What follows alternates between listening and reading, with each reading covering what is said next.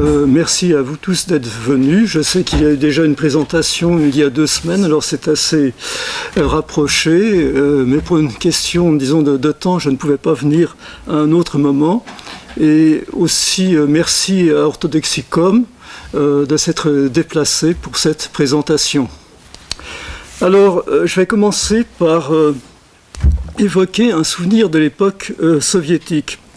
Des Occidentaux avaient demandé à un évêque russe qui était en déplacement en Occident, « Vous, l'Église russe, que faites-vous » Alors, les gens qui lui demandaient sous-entendaient probablement quelque chose dans le domaine social, sociétal, etc.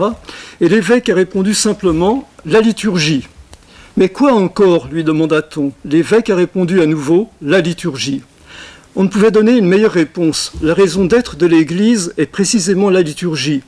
Comme le dit l'évêque Athanas Yevtich, vraiment l'orthodoxie est la liturgie. Il ajoute, là où il n'y a pas de liturgie, il n'y a pas d'église, il n'y a pas de salut pour la vie éternelle. L'évêque orthodoxe russe a donné la meilleure réponse à la question. La célébration de la liturgie est la chose, si on peut s'exprimer ainsi, la plus grande qui existe dans le monde et dans l'histoire. Romiakov, le célèbre théologien russe, va jusqu'à dire « Seul comprend l'Église, celui qui comprend la liturgie ». Cela dit, je ne vais pas faire ici une analyse de la Sainte Liturgie, vous l'aurez dans le livre du Père Grégoire, mais je vais me limiter à certains points qui me semblent importants. Le premier point est que souvent, nous n'avons pas conscience de ce qu'est la liturgie. Nous n'avons pas conscience du fait sur lequel insiste saint Jean Chrysostome lui-même, que je vais citer. Dans la divine liturgie est accomplie la même scène que celle à laquelle le Christ était assis. Cette scène eucharistique que nous célébrons maintenant n'est en rien différente de celle-ci. Et saint Jean Chrysostome ajoute « L'Église, c'est-à-dire ici l'édifice, est le cénacle où étaient réunis le Christ et ses disciples. Dans cette Église, l'autel devient le Golgotha, comme le dit encore saint Jean Chrysostome. Ce sacrifice qui fut offert alors est offert maintenant. Le mystère accompli à Pâques n'est en rien supérieur à celui que nous accomplissons en ce temps. C'est un seul et même mystère, c'est toujours Pâques. Donc, il faut avoir à l'esprit que dans la liturgie, nous nous trouvons au cénacle avec le Christ et ses disciples et que chaque liturgie est une cérémonie pascale. Après avoir communié, le prêtre dit plusieurs hymnes de Pâques, comme « Ayant contemplé la résurrection du Christ » et d'autres. C'est d'ailleurs la raison pour laquelle on ne célèbre pas pendant le carême, enfin plus exactement les jours de semaine du grand carême, la Sainte Liturgie. Maintenant, un deuxième point est que la liturgie est souvent considérée dans un sens étroit, comme une sorte de spectacle auquel on assiste passivement. D'une certaine façon, elle est l'affaire du prêtre. C'est oublier l'étymologie du mot liturgia, à savoir l'œuvre du peuple. Ainsi, ce ne sont pas les prêtres seuls qui célèbrent, mais le peuple de Dieu les assiste.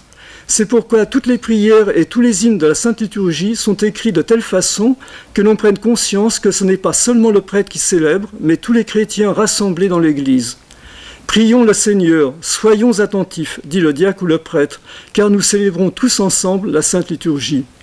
Naturellement, c'est le prêtre qui accomplit le mystère, il agit comme la main du Christ. C'est pourquoi saint Jean Chrysostome écrit « Lorsque tu vois le prêtre te donner les saints mystères, ne pense pas que c'est le prêtre qui fait cela. Crois que la main qui s'étend vers toi est celle du Christ. » Dans la divine liturgie, le Père, le Fils et le Saint-Esprit accomplissent tout. Le prêtre prête sa langue et offre sa main pour servir le grand mystère, dit encore saint Jean Chrysostome. Par conséquent, le prêtre n'est qu'un serviteur. C'est réellement cela, le sacerdoce n'est pas autre chose que le pouvoir d'accomplir la fonction des mystères sacrés, dit saint Nicolas Cabasilas. Un troisième point important est que nous ne sommes pas les seuls, prêtres et fidèles, à célébrer et à participer à la Sainte Liturgie. Les anges même sont présents à cette liturgie. Cela est dit clairement dans la prière que récite le prêtre lors de la petite entrée. Seigneur notre Dieu, fais qu'avec notre entrée se fasse aussi l'entrée des saints anges qui avec nous concélèbrent et glorifient ta bonté. Saint Jean Chrysostome écrit encore « Les puissances célestes occupent tout le sanctuaire et les saints et les anges collaborent avec nous dans la célébration de l'office. » J'aimerais insister sur le fait que ce n'est pas une théorie, c'est la réalité. À ce sujet, le père Grégoire cite le père Tichon, un ascète russe du mont Athos qu'il a lui-même connu et qui racontait: au moment de l'hymne des chérubins, l'ange gardien m'élève. Une demi-heure après, il me descend. À la fin de cet état d'extase, le saint de Dieu, le père Tichon, réalisait qu'il se trouvait encore au cours de la divine liturgie et qu'il devait continuer. Lorsqu'on lui demandait « Père, qu'as-tu vu et entendu pendant cette demi-heure ?» Il répondait « Les chérubins et les séraphins qui glorifient Dieu ». Un autre grand spirituel, le père Jacques Tsalikis, un prêtre grec qui est mort en 1991, disait « Ah Père, si vous voyez ce qui se passe à l'heure de l'hymne des chérubins, pendant que le prêtre lit la prière attachée à cet hymne, vous quitteriez tous l'église. Invisiblement, les anges montent et descendent, souvent je sens leurs ailes frôler mes épaules. » Le père Macaire de Semos Petras m'a raconté qu'un jour, le père Ephrem de Katunakia, il y a dans la collection Grand Spirituel un volume qui lui est consacré. Donc le père Ephrem leur a dit, ils étaient tous là dans la chapelle, et le père Ephrem a ouvert les portes royales, et leur a dit « Est-ce que vous voyez les anges qui sont ici ?» Et le père Macaire a dit « Nous ne voyons rien ». Ça veut dire que tous ces gens qui sont très élevés spirituellement voient un monde que nous ne voyons pas. À ce sujet, je voudrais faire une petite parenthèse, parce qu'il y a beaucoup de choses que nous ne voyons pas, mais qui existent et qui sont là. Au monastère de Saint-Pantélémon, sur le mont Athos, avant la Révolution, c'était un monastère qui était très riche, qui comptait plus de 1000 moines, alors que c'était encore l'époque de la turcocratie en Grèce. Et les moines grecs étaient souvent, avaient une vie misérable. Et une fois par semaine, les moines de Pantélémon se plaçaient devant les portes du monastère et distribuaient l'aumône à tous ces pauvres moines. On leur donnait du pain, on leur donnait quelque chose. Et alors c'était la mode à l'époque de prendre continuellement des photos. Et un moine a pris une photo des moines de Pantélémon en train de distribuer l'aumône. Et lorsqu'on a développé la photo, on a vu une femme qui était avec les moines. Et cette femme, en fait, c'était la mère de Dieu, habillée comme une moniale. Et alors, ce qui est intéressant sur la photo, c'est qu'on voit que les moines parlent entre eux ailleurs, donc ils ne la voient pas. Et l'objectif de l'appareil photo a vu ce que nous ne voyons pas. Tout ça pour dire que lors de la liturgie, on n'est pas conscient de finalement, on voit Pierre, Jean et Jacques à côté de nous, mais on ne voit pas qu'il y a les saints et les anges qui sont présents dans le sanctuaire. Maintenant, nous avons parlé des anges. Il faut souligner que s'ils sont présents comme ministres et servants, seul le prêtre peut célébrer la divine liturgie.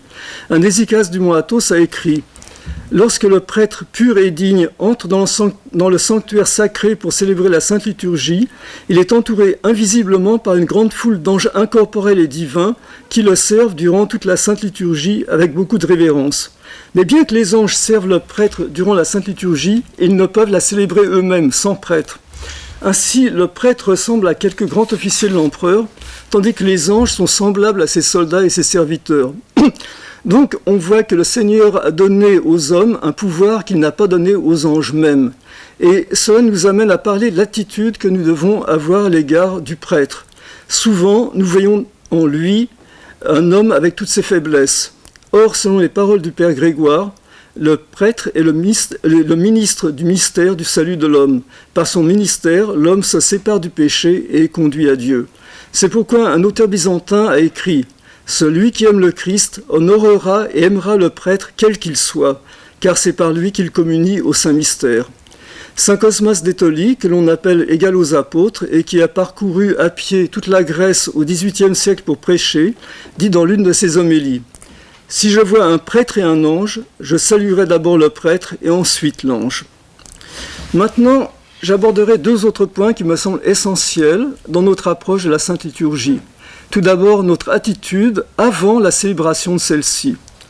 Rappelons les paroles du Christ lui-même. « Si donc tu présentes ton offrande à l'autel et que là tu te souviennes que ton frère a quelque chose contre toi, laisse là ton offrande devant l'autel et va d'abord te réconcilier avec ton frère. Puis viens présenter ton offrande. » Et ce qui est intéressant, c'est le commentaire de Saint Jean Chrysostome à ce sujet. Saint Jean Chrysostome est émerveillé par l'amour du Christ. Il écrit « Quelle grandeur de l'amour pour l'homme ! Le Christ considère que l'honneur qui lui est offert est inférieur à l'amour envers notre prochain. Que mon adoration s'interrompe, dit le Christ, afin que soit conservé l'amour envers ton frère. » Par ces paroles, le Seigneur veut nous montrer qu'il estime beaucoup l'amour et qu'il le considère comme un sacrifice supérieur à tout autre. Sans ce sacrifice, il n'accepte pas les autres. Ainsi, le Christ nous enseigne que la Sainte Table ne reçoit point ceux qui ont de l'inimitié entre eux, dit toujours Saint Jean Chrysostome. Alors, une autre condition, au cours de la liturgie elle-même, est la paix de l'âme. Donc, on sait que le diacre ou le prêtre disent la première ecténie, « En paix, prions le Seigneur ». Le chemin qui mène à la divine liturgie est la paix de l'âme. Sans elle, nous ne pouvons vivre la liturgie, comme le dit saint Isaac le Syrien. Sans la sérénité des pensées, l'intellect ne peut pénétrer dans le secret des mystères. La participation réelle dans le mystère eucharistique est analogue à notre sérénité intérieure, comme le dit encore saint Isaac. Dans la mesure où le cœur obtient la sérénité grâce à son éloignement du souvenir des choses extérieures, dans la même mesure, l'intellect devient capable de recevoir la connaissance et l'émerveillement grâce à la compréhension des pensées et des réalités divines. Maintenant, avant d'aborder le livre du Père Grégoire lui-même, je voudrais encore évoquer spécifiquement la liturgie de Saint Jean Chrysostome. En regardant de plus près le texte de la liturgie de Saint Jean Chrysostome, que l'on s'habitue à entendre sans parfois prêter plus attention, on voit que c'est un texte qui est avant tout fondé dans la Sainte Écriture. Je dirais que le terme « sola scriptura » est chez nous plus vrai que chez les protestants. Les pères prennent les textes scripturaires, les placent dans l'office et les explicitent ou les complètent avec la lumière du Saint-Esprit. Par exemple, Saint Jean Chrysostome reprend le texte de Saint Paul sur la Sainte Seine et le complète. Il est dit dans le texte de l'apôtre Paul, « Le Seigneur Jésus, dans la nuit où il fut livré, prit du pain et après avoir rendu grâce, le rompit. » Saint Jean Chrysostome ajoute dans la prière lue par le prêtre avant les paroles de l'institution, « La nuit où il fut livré, ou plutôt se livra lui-même pour la vie du monde. » Donc il ajoute, il précise, ou plutôt il se livra lui-même. Encore un exemple. Peu de gens savent que les paroles suivant l'anamnèse, « Nous t'offrons ce qui est à toi, de ce qui est à toi, en toutes choses et pour tout », se trouvent dans l'Ancien Testament, dans le premier livre des Chroniques. Je cite, c'est Salomon qui dit « Seigneur notre Dieu, toutes les richesses que j'ai préparées pour bâtir un temple à ton saint nom viennent de toi. Tout cela t'appartient, tout est à toi, et nous t'avons donné ce qui t'appartient. » Comme le dit un saint confesseur et liturgiste de l'Église russe, saint Athanase Sakharov, les saints praticiens de la prière ont connu par l'expérience comment obtenir le plus directement les fruits les plus salvifiques et les plus doux de la prière. Et l'Église a reçu et conservé ces paroles sacrées dans lesquelles ils épanchaient leurs âmes à Dieu.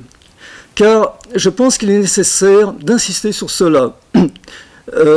Nos textes liturgiques ne sont pas faits n'importe comment, auquel cas nous aurions droit de les modifier à notre guise.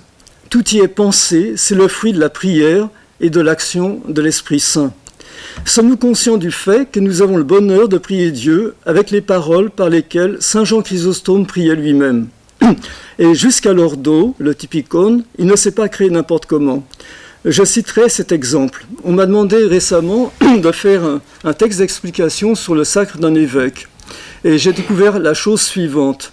Alors, on sait que les ordinations des 3 degrés du sacerdoce, diacre, prêtre et évêque, ont lieu pendant la liturgie, car tous les 3 célèbrent ou servent le sacrement de l'Eucharistie. Cependant, et c'est ce qui mérite d'être relevé, le moment des 3 ordinations diffère pendant la liturgie selon la fonction que le clerc ordonné remplira. Le diacre, puisqu'il a une fonction de service, est ordonné après la consécration des dons. Le prêtre, puisqu'il célèbre la liturgie, est ordonné avant la consécration des dons. Enfin, l'évêque est ordonné avant la lecture de l'épître, car il entreprend l'enseignement de la parole de Dieu et est placé dans l'ordre des saints apôtres. Par conséquent, comme l'a dit récemment Jean-Claude Larcher, il ne faut pas imiter le Concile Vatican II qui a supprimé des anciens usages dont le sens avait disparu. Au contraire, il faut en chercher le sens et il y a de quoi s'enrichir spirituellement. Dernière question que l'on peut se poser légitimement. Mais la liturgie a-t-elle été réellement composée par saint Jean Chrysostome ? À ce sujet, l'archevêque Georges Wagner, de bienheureuse mémoire, avait également recherché dans les différentes œuvres de saint Jean Chrysostome des citations qui ont été reprises dans la liturgie, ce qui prouve son authenticité.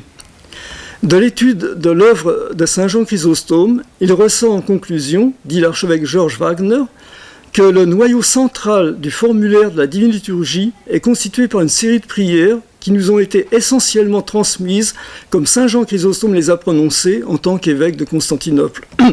Tant le contenu que le style témoignent que les prières appartiennent à ce Saint-Père de l'Église. J'en viens maintenant directement au livre du Père Grégoire. Comme nous l'avons vu au début de cet exposé, nous participons tous à la liturgie et ne sommes pas des acteurs passifs. Aussi, il nous faut connaître la liturgie pour la vivre. Et c'est là l'objet du Père Grégoire qui cite saint Jean Chrysostome. Il est nécessaire de comprendre le miracle des mystères, c'est-à-dire la liturgie, ce qu'il est, pourquoi il a été donné et quelle est son utilité. Le Père Grégoire ajoute que son livre a pour but de contribuer à une meilleure compréhension de la divine liturgie et à notre plus profonde participation à celle-ci. Alors, pour ce faire, le Père Grégoire a pris le texte de la liturgie de saint Jean Chrysostome et, passage par passage, il a recherché des explications dans les textes des pères de l'Église. Je souligne que c'est un travail énorme. Il y a plus de 700 citations. Et nous avons des citations aussi bien des pères anciens de l'Église, depuis par exemple saint Ignace le Théophore au 1er siècle, saint Justin le philosophe au 2e siècle, en passant par saint Jean Chrysostome au 4e siècle, qu'il cite abondamment, jusqu'à saint Nicodème Laguerite au 18e siècle, et encore des pères contemporains du mont Athos. Pour ce qui concerne saint Jean Chrysostome, nous avons donc une explication de la liturgie par son auteur lui-même. Il y a naturellement au niveau des commentaires de la liturgie ceux de saint Nicolas Cabasilas. Je rappellerai simplement qu'il s'agit d'un saint byzantin du XIVe siècle qui était conseiller et ami de l'empereur Jean VI Cantacuzène et qui fut un grand théologien laïque qui marqua la renaissance culturelle et mystique de Byzance, proche de l'école de spiritualité de l'Hésychasme et de saint Grégoire Palamas. Comme il se doit, le Père Grégoire utilise les commentaires de Cabasilas. Je rappelle qu'ils sont disponibles en français dans la collection des sources chrétiennes, mais aussi de nombreux autres, peu connus du public francophone. Avant tout, saint Germain, patriarche de Constantinople au 8e siècle, mais aussi un auteur peu connu ici, saint Siméon de Thessalonique au 15e siècle, qui nous a laissé un héritage important d'exégèse liturgique, et ce, peu avant la fin de l'Empire byzantin. Quelques mots maintenant sur l'auteur, puis ensuite son approche. Le Père Grégoire a d'abord suivi des études théologiques en Grèce, où il a été ordonné diacre et prêtre, et des études post-universitaires dans le domaine patristique à Strasbourg. Ensuite, il est allé directement sur le mont Athos et a collaboré avec le Père Basile Gandikakis à la restauration de la vie cénobitique vers 1968 au monastère de Stavronikita. Ce que je dois expliquer, c'est qu'à l'époque, il y avait un grand nombre de monastères atonites qui étaient tombés dans une certaine décadence. Au temps de la turcocratie, on a instauré un mode de vie monastique qui s'appelait l'idiorhythmie, selon laquelle chaque moine pouvait se diriger comme il le voulait, sans higoumène, sans supérieur dans le monastère. Et alors, vers 1968, le père Basile de Stavronikita, ensuite le père Grégoire, sont allés dans ce monastère qui était tombé dans une décadence totale. Et avec plusieurs jeunes moines, ont réinstallé une vie monastique authentique, c'est-à-dire cénobitique, avec la vie en commun et un higoumène à la tête. Et c'est de ce monastère qui est reparti le renouveau sur tout le mont Athos ensuite. Cela dit, il est important de souligner le rôle joué dans cette œuvre par saint Païsios qui vient d'être canonisé. Alors, je vous rappelle que toujours dans la collection des spirituels du XXe siècle, vous avez sa biographie.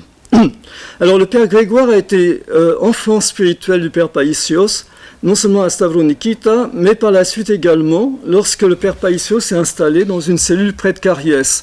Alors le père Grégoire s'est installé alors dans une cellule près de lui et il vit toujours jusqu'à aujourd'hui dans cette cellule. Alors il nous fait bénéficier dans son livre d'une expérience monastique atonite de plus de 40 ans. Maintenant, pour ce qui concerne son approche, et c'est ce qui mérite d'être souligné, il évite de se prononcer lui-même et laisse parler à sa place les pères de l'Église.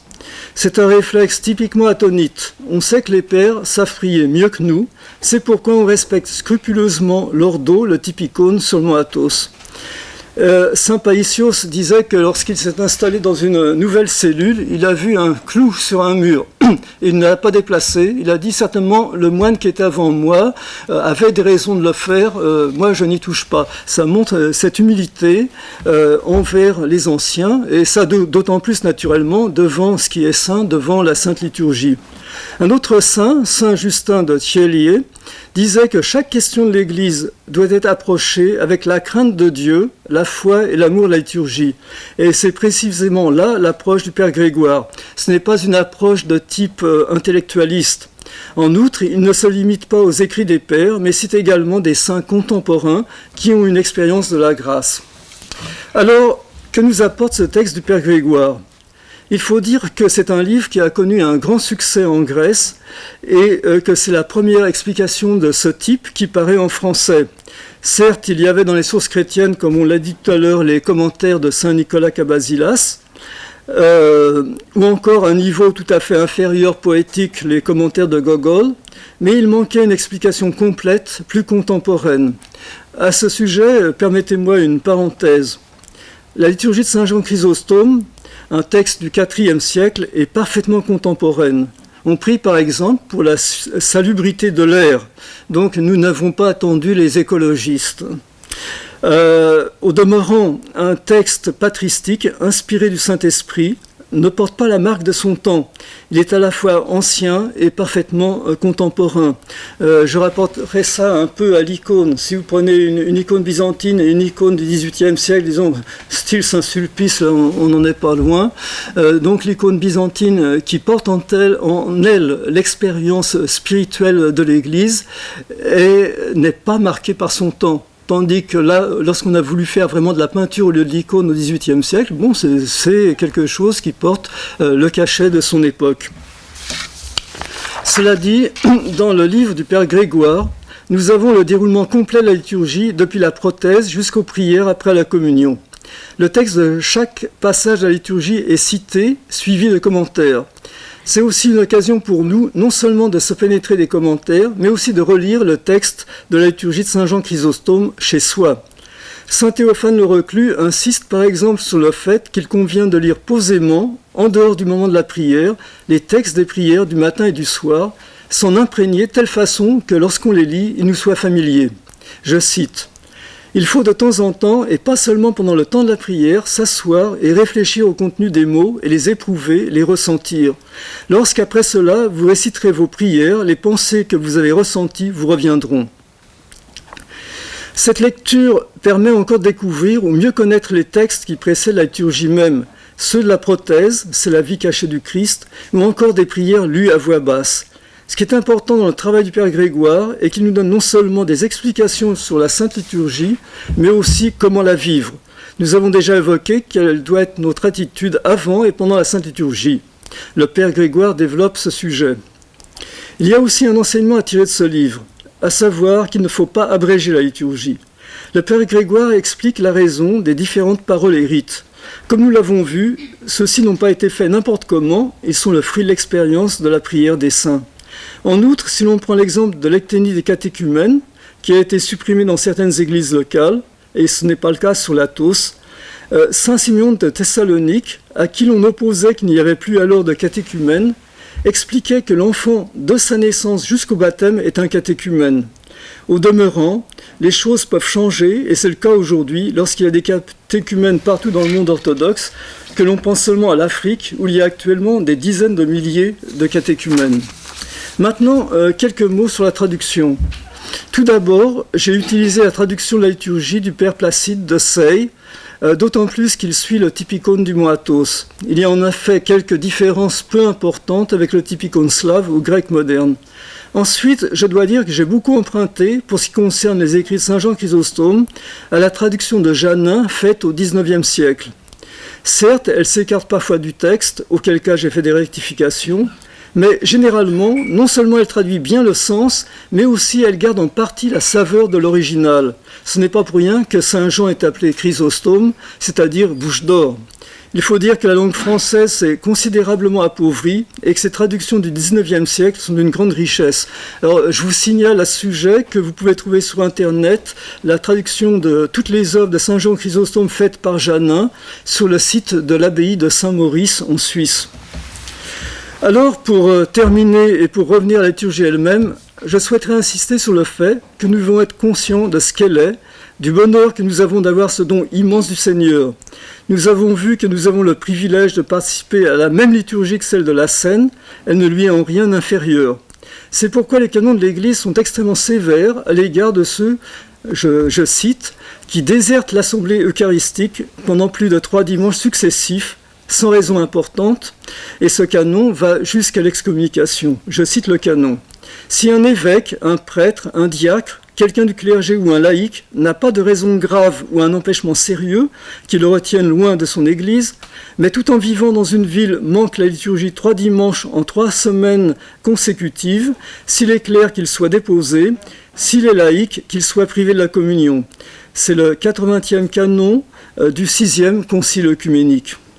Même si le canon n'est pas appliqué, il nous montre la gravité de notre négligence. Plus particulièrement en ce temps de grand carême, nous devons nous rappeler ces paroles du prophète Jérémie. « Maudit soit celui qui fait avec négligence l'œuvre du Seigneur ». Permettez-moi une parenthèse à ce sujet. J'ai appris récemment que la radio orthodoxe de Kolwezi, au Congo, diffusait sur ses ondes le synaxaire du père Macaire du mont Athos. Or, on m'a raconté qu'un Africain qui vit dans un village où les ondes de la radio ne peuvent être captées parcourt chaque jour plusieurs kilomètres à pied pour entendre la vie des saints. Qui parmi nous attend de zèle ? Ne devons-nous pas, lorsque nous nous rendons à la liturgie, nous trouver dans le même état d'esprit que les mirophores qui couraient au tombeau du Christ ? J'ai essayé ici, brièvement, d'insister sur le fait qu'il ne fallait pas percevoir la liturgie d'une façon limitée, comme un office parmi d'autres, mais comme le don de Dieu pour la vie du monde. Aussi, le don que nous recevons ne doit pas s'arrêter à la sortie de l'Église. Si nous avons communié au Saint-Mystère, nous devons nous efforcer à garder le plus longtemps possible les énergies divines que nous avons reçues. Dans tous les cas, nous devons nous souvenir que notre vie après la sortie de l'Église devra être la liturgie après la liturgie, comme le disent les pères de l'Église. Donc, comme il est dit dans la liturgie, ne cessons pas de rendre grâce à Dieu pour cette liturgie qu'il a daigné recevoir de nos mains, bien qu'il fût assisté par des milliers d'archanges, des myriades d'anges, les chérubins, les séraphins aux 6 ailes, aux yeux innombrables, se tenant dans les hauteurs et ailés. Merci.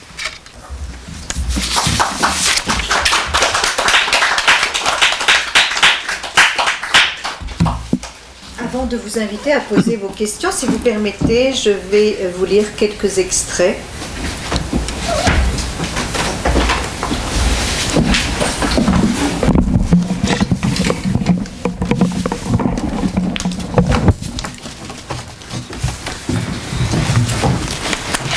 Qu'est-ce que la divine liturgie ?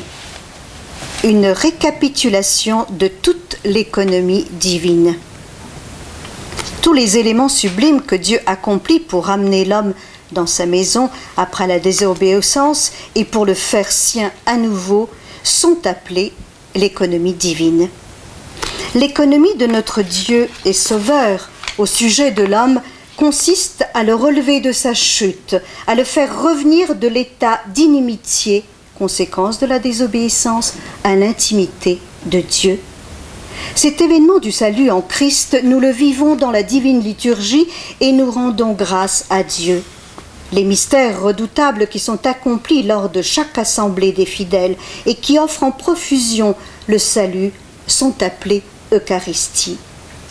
car il constitue le souvenir de nombreux bienfaits et nous manifeste le point culminant de la divine providence.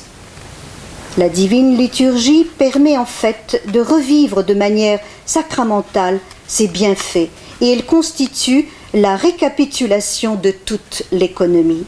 C'est la raison pour laquelle, à la fin de la liturgie de Saint Basile le Grand, le célébrant dit « Voici consommé et accompli, ô Christ notre Dieu, le mystère de ta divine économie. » Le mystère de l'économie divine a été manifesté simultanément à la désobéissance de l'homme.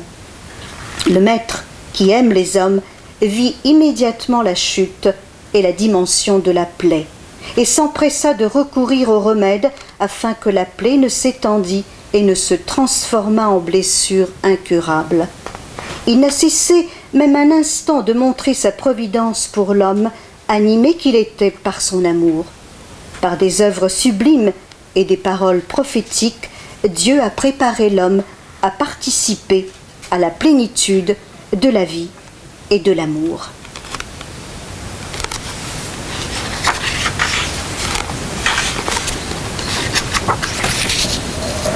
L'économie divine est la manifestation de l'amour du Dieu trinitaire pour l'homme. L'auteur de notre salut est le Verbe de Dieu. Le Père s'est complu dans l'œuvre du Fils et l'Esprit Saint y collabore. La théophanie divino-humaine, selon la chair, par la toujours Vierge Marie, est réalisée par la volonté du Père, l'incarnation du Fils et la coopération du Saint-Esprit. Le mystère de l'économie divine est une théophanie et par conséquent, la divine liturgie, dans laquelle nous revivons ce mystère par grâce, est aussi une théophanie de la Sainte Trinité.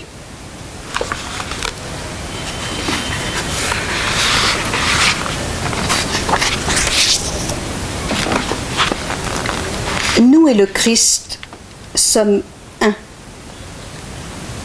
Si la divine liturgie dans son intégralité est l'océan de la grâce et de l'amour de Dieu, si dans toute la divine liturgie nous recevons les dons de la grâce, nous recevons en cet instant de la Sainte Communion le donateur de ses biens lui-même, le Christ. Car ce n'est pas à quelques dons de lui que nous avons part, mais à lui-même. Par la Sainte Communion, nous devenons un seul corps avec le Christ. Tu prends le Seigneur dans tes bras, tu te mélanges avec son saint corps, tu te confonds avec le corps qui se trouve dans les cieux, dit saint Jean Chrysostome. Le sang très pur du Maître est mélangé avec notre sang et transforme notre âme. Il la rend vigoureuse et pure. Il la conduit à une beauté que le langage humain ne peut expliquer, celle de l'archétype divin. Nous, hommes, avons été créés à l'image de Dieu, et ce sang forme en nous une brillante et royale image. Il produit une incroyable beauté. Il ne laisse pas la noblesse de l'âme se flétrir, car il l'arrose souvent et la nourrit. Ce sang est la sanctification et le salut de l'âme.